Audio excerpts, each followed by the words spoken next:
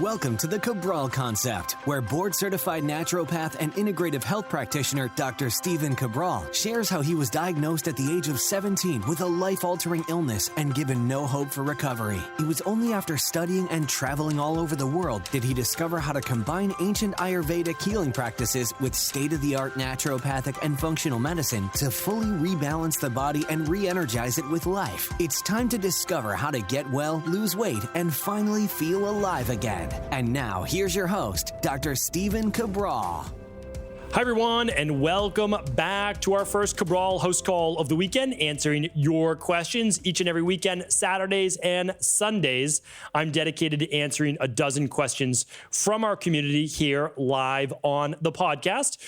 No research is being done, just really relying on 20 plus years of experience in the health-based field, working with well over 250,000 people now and counting every single year. We just kind of stopped counting around that number.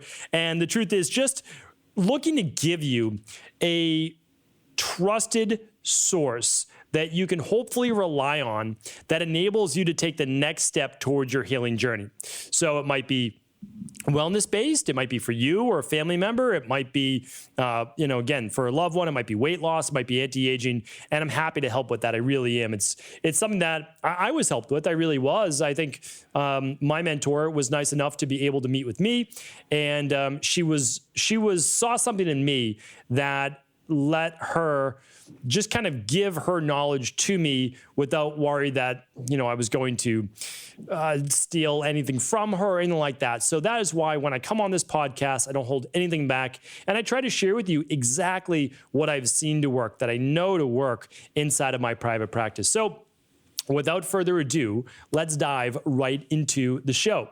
So the first question today, actually I don't even have my document open here today. We're going to open up the document right now. And it looks like the first question is from Ryan. And Ryan asks, with regards to D3 supplementation and vitamin K2, how important is it to get K2 if you're supplementing D3? If I'm taking 5,000 IUs of D3 daily, but I'm not getting K2 from supplements or eating organ meats or grass-fed butter, etc., do you think that could be an issue? Does taking magnesium and eating a well-rounded diet offset this potential issue? With the food sources of K2 being what they are, surely hardly anyone is getting much K2. What are the workarounds or other factors involved here? Or should I just get a K2 supplement? Yeah, it's a great question, Ryan. I get this question actually quite often, and it's a good question. And that's because sometimes people will be supplementing vitamin D, 4,000, 5,000 IUs a day. That's plenty for most adults. It really is. Like most adults, that's going to be plenty. So what if you're taking that and your vitamin D levels still are not between 50 and 70 nanograms per milliliter? Well, it's an issue, right? It's an issue. So if the number's not between 50 and 70 and it's like a 35 and yet you're supplementing already, what do? Do you take more vitamin D? The answer is typically not yes. It's typically no. And you need to work on absorptive factors. So you want to get in those cofactors and you name them. You want to be able to get in calcium, magnesium. You want to be able to get in vitamin K2. K1 works. K2's more absorbable. Well, what do? Well, honestly, the easiest way to do that is just through supplementation. And Ryan, I want to share with you why. So a lot of people always ask, why doesn't your vitamin D3 have K2 in it? And I say, I understand what you're saying. You're correct. But our K2 and K1 is inside of already the daily nutritional support shake. So if you are using our daily activated multi, or you're using our daily nutritional support like most people do inside of the community, you don't need to get more. We're already giving you that inside the shake. Now, you need more vitamin D that's inside than is inside of that shake because we're not going to put 4,000 IUs inside of that shake. It's just, you wouldn't do that because you want to be able to allow people to customize up or down for that higher dosage vitamin D. For example, what if you live in Costa Rica and you can get sun all year round, right? I mean, you don't need to be taking vitamin D supplementation if you're getting a nice little tan. So here's the thing. Easy. You take a good activated multi. It's going to give you 100% basic of your RDA. That's it. I mean, honestly, it's that easy. That's the easiest way to do it. And then, of course, eat a good whole food diet, but now you don't have to worry about, am I getting enough grass-fed butter like you just said? All right, good question, Ryan. Mike's up next. How often should someone use a infrared sauna for mold toxicity or heavy metal toxicity? Thank you. Okay, great question. I work with a lot of biological doctors. My biological doctor, Dr. Yuko, is in Boston. And when I had my big wellness center, she used to send everybody over to my wellness center to do the infrared sauna. My protocol when you have mercury amalgams taken out or you have heavy metals is to use the sauna every day if possible, infrared sauna. And you want to do that for 2 to 3 weeks after you have those mercury amalgams taken out. On a research basis, 3 to 4 times a week for your sauna, infrared or otherwise. And heavy metals, infrared, mold, infrared or regular sauna. And then for like overall longevity, 5 days a week, instead of 3, 5 days a week for longevity for all-cause mortality. So if you're using an infrared sauna, just keep in mind, you need to use it for more like 40 minutes. You really do, because the temperature is going to be lower and you're going to then want to take in all the infrared rays. And if you're using a finished sauna, like a barrel sauna, like I also have, then you can just go in for 20 minutes to 30 minutes maximum. The research says right at 19 minutes, you're good. So 20 minutes at a very hot temperature works as well. So, ideally, 20, 30 minutes for regular sauna, 40 minutes for an infrared sauna. Both are great. As many days a week as possible, Mike, is the answer. Okay. Sarah's up next. Hi, Dr. Cabral. Thank you so much for all your amazing content and giving us the opportunity to learn so much and so deeply about the body and mind. Thank you, Sarah. I'm writing today for a friend. I tried finding podcasts about this. When looking for health answers, I always go to your podcast, but without luck. My question is regarding rheumatoid arthritis, which underlying imbalances to focus on healing or at least minimize the pain, stiffness, and swollen joints. She is not yet diagnosed, but I'm a nurse. It seems like that's what it is. Nevertheless, it's definite that she has inflammation and a lot of pain and being swollen in the joints. I guided her towards diet and lifestyle, gut health, inflammation. She's tried MSM, I think it's supposed to be MSM, glycogen, collagen, magnesium for joint health. But anyway, I would like to know more about how to address it. Okay, yeah, I'm happy to help. So rheumatoid is an interesting one. If you're looking it up on my stephencabral.com/podcast, the spelling of rheumatoid is very unforgiving. It's RH. So when you're searching this, I'm going to actually go to it right now. If you go to stephencabral.com/podcast and we just type in rheumatoid, RH, I even just spelled it wrong right there. There we go. RHEUMATOID. And let's see. We've got rheumatoid on 1710, 1570, 1311, 996, 981, 715, 582, 575, and 387. So you'll be able to find all of those podcasts right there, Sarah, on rheumatoid arthritis. But I want to give you the short answer first. So first, have them read my book, The Rain Barrel Effect. Again, 100% of all profits go to charity. They need a basis to understand how they got here. Their rain barrel is full. Why do they have RA? Well, most likely, there is either candida overgrowth or SIBO or both, along with intestinal permeability. So now they're spilling proteins and bacteria into their bloodstream. Now their immune system's overreactive and they have massive amounts of inflammation. Inside of their genetic code, it says rheumatoid arthritis. Remember, someone else's might say Hashimoto's. Someone else's might say MS. Another person's might say lupus. This person, like my family, is all rheumatoid arthritis. I had it when I was 17. I don't have it now. Why don't I have it now? Turned off that switch, right? Because I emptied the rain barrel, I sealed up my gut wall, life is good. So that's what we need to start with, okay? But again, I'm not giving you a cure or a treatment protocol. That's not what we can provide on this podcast. We look at underlying root causes. Does rheumatoid arthritis go away in a day? No, it's going to take a couple months to work on these specific things for the underlying root cause imbalances.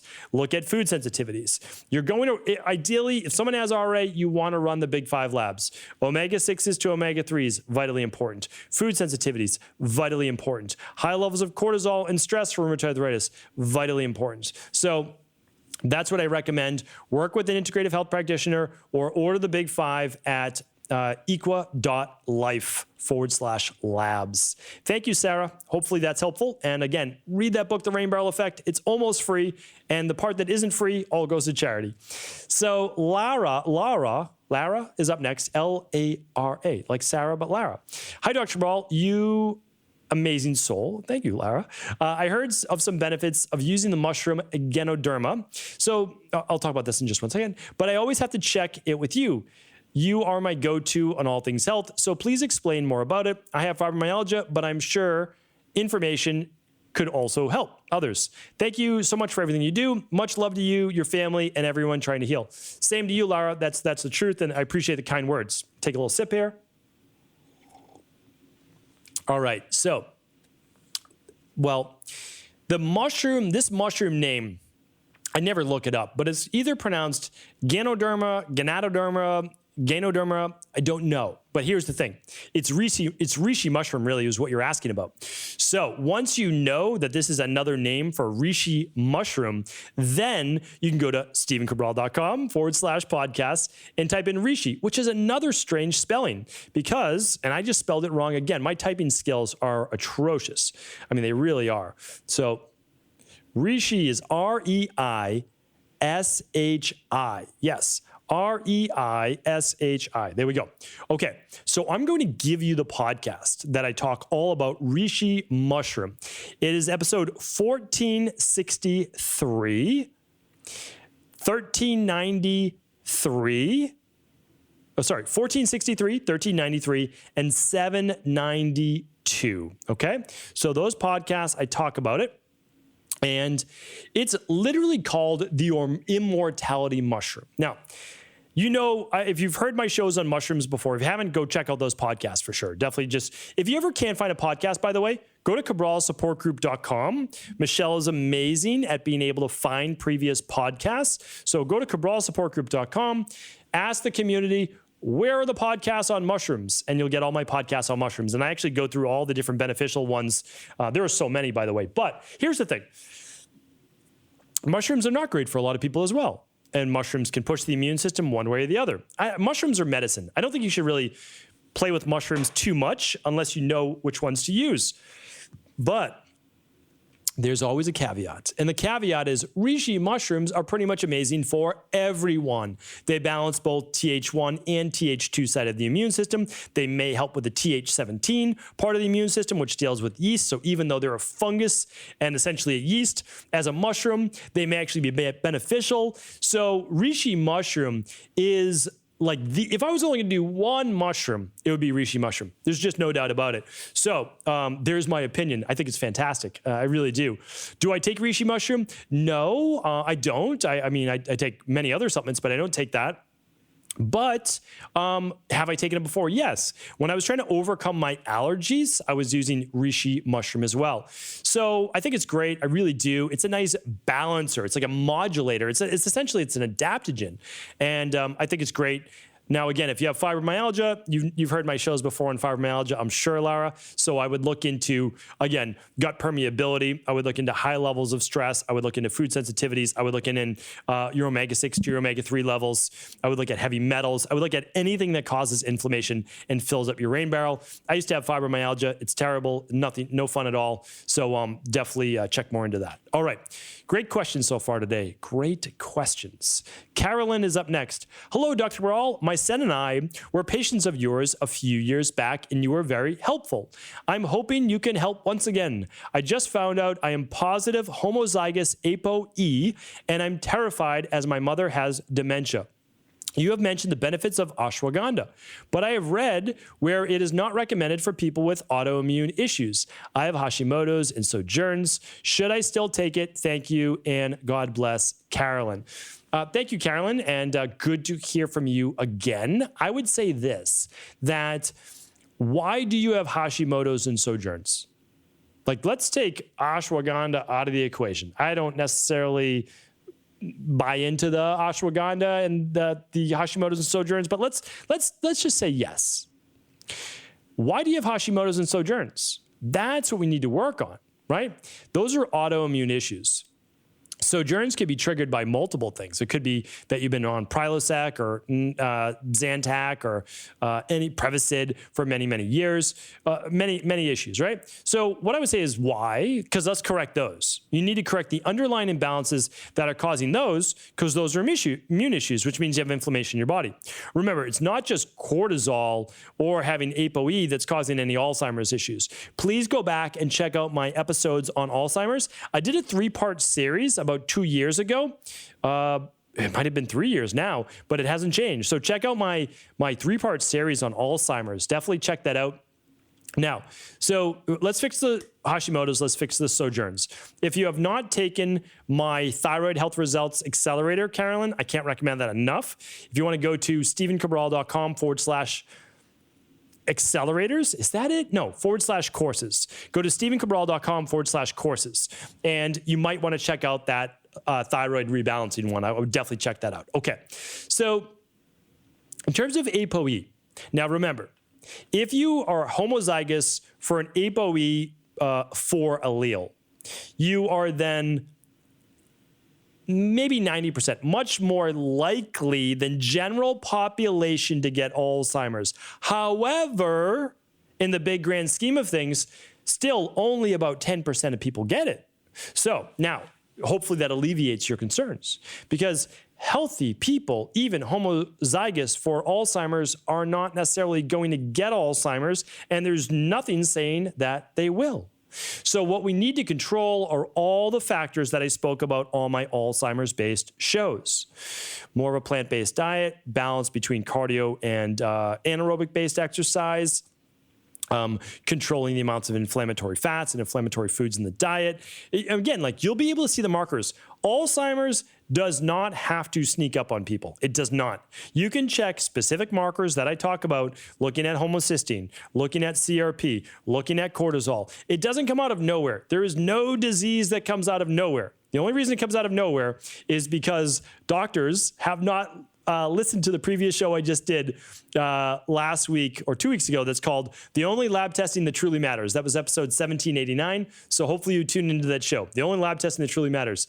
It's not just blood work. That's the giveaway. So Carolyn, I really think that you'll be fine. You're starting so early on being able to reverse a lot of issues, rebalance the body, get your body healthy, stay focused on the positive, stay focused on the healing journey, help you, your family, maybe even take the Integrative Health Practitioner course as well. I think that could be fantastic too. So Carolyn, there you go. Hopefully that helps.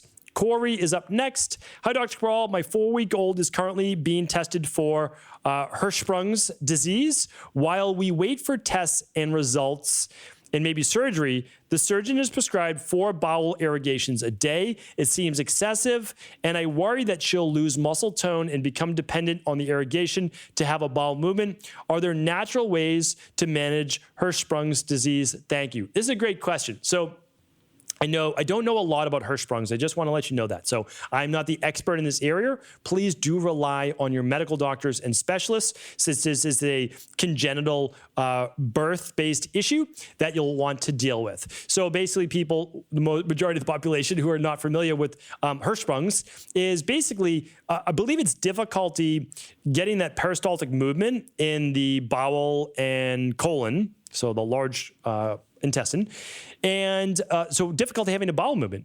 So obviously this is an issue because you get then backup of feces, and feces is bacteria.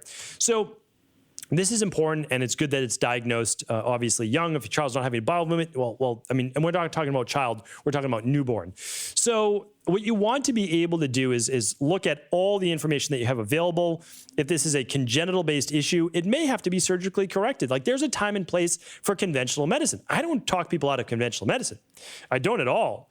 When people are talking about, is there a natural alternative? Well, I want to go for the natural alternative. I don't know of one in this case, Corey, and so I just want to be honest with you. 4 bowel irrigations a day, though, seems maybe a little excessive. However, newborns are having bowel movements all throughout the day. So if you think about it, How many bowel irrigations would you want to do a day? Well, for an adult, if you weren't able to have a bowel movement, you'd want to have at least one, maybe 2 a day, right? And for a newborn, it might not be that far off to have 4 a day. What I'm trying to do is just give you a balanced approach because I'm not an expert in this area. And so I wish you all the best. I wish I could help more, but I'm simply not qualified to give you a good answer on that. All right, well, that looks like we already got to our 6 questions for the day, but I look forward to being back tomorrow answering 6 more of our community's questions. Thank you so much. Take care. Hope you're enjoying your weekend, and I'll talk with you tomorrow. Thanks so much for just tuning in. And before you go, I want to share with you right now over at Equa.life, we are giving away our very popular 20-ounce tumblers. Think of these as the EquaLife Yeti. It is your ability to carry around your hot coffee, your hot tea, and keep it hot for hours at a time, or put your smoothie in and keep that smoothie cold for hours at a time. Right now, it is completely free on all foundational-based nutrition products. For all details as to what all of those products are and see if you qualify, head on over to Equa.life, EQUI.LIFE, for your free 20-ounce tumbler. So this, again, is completely free on any qualifying purchase of these daily foundational products. It is absolutely a popular product over at EquaLife. I hope you enjoy it. I hope you use it. Put it to good use. Take care.